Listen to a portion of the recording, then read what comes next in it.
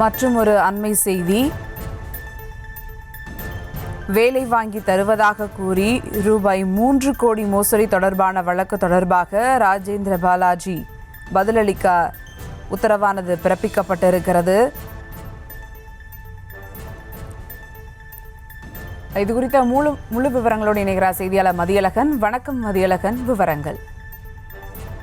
கடந்த அதிமுக ஆட்சி காலத்தில் பால்வளத்துறை அமைச்சராக இருந்த KT ராஜேந்திர பாலாஜி ஆவின் நிறுவனம் உள்ளிட்ட அரசு துறைகளில் வேலை வாங்கி தருவதாக கூறி 33 பேரிடம் 3 கோடி ரூபாய் வசூலித்து மோசடி செய்ததாக விருதுநகர் மாவட்ட குற்றப்பிரிவு போலீசார் வழக்கு பதிவு செய்துள்ளனர். இந்த வழக்கில் மேல் விசாரணை நடத்தி விரைந்து குற்றப்பத்திரிகை தாக்கல் செய்ய உத்தரவிடக் கோரி புகார்தாரரான முன்னாள் சபாநாயகர் காளிமுத்துவின் தம்பி நல்லதம்பி சென்னை உயர்நீதிமன்றத்தில் மனு தாக்கல் செய்திருக்கிறார். அந்த மனுவில் வேலைக்காக பணம் கொடுத்தவர்களை அழைத்து 70 லட்சம் ரூபாய் வரை திருப்பி கொடுத்த ராஜேந்திர பாலாஜி வாக்குமூலத்தை மாற்றி சொல்ல வேண்டும் என மிரட்டல் விடுத்ததாக அந்த மனுவில் குற்றம் சாட்டப்பட்டிருக்கிறது.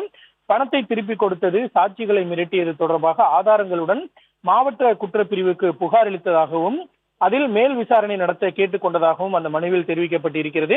கடந்த 2024ஆம் ஆண்டு மே மாதம் மாவட்ட குற்றப்பிரிவிடம் அளித்த புகார் மீது எந்த நடவடிக்கையும் எடுக்காததால் அதனை பரிசீலித்து மேல் விசாரணை நடத்தி விரைந்து இறுதி அறிக்கை தாக்கல் செய்ய மாவட்ட குற்றப்பிரிவுக்கு உத்தரவிட வேண்டும் எனவும் அந்த மனுவில் கோரிக்கை விடுக்கப்பட்டிருக்கிறது.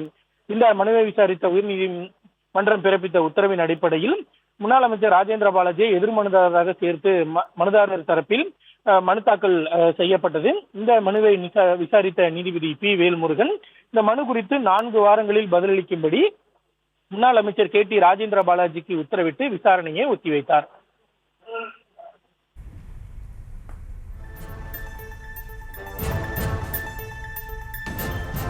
கூடுதல் விவரங்களுக்கு நன்றி மதியழகன்.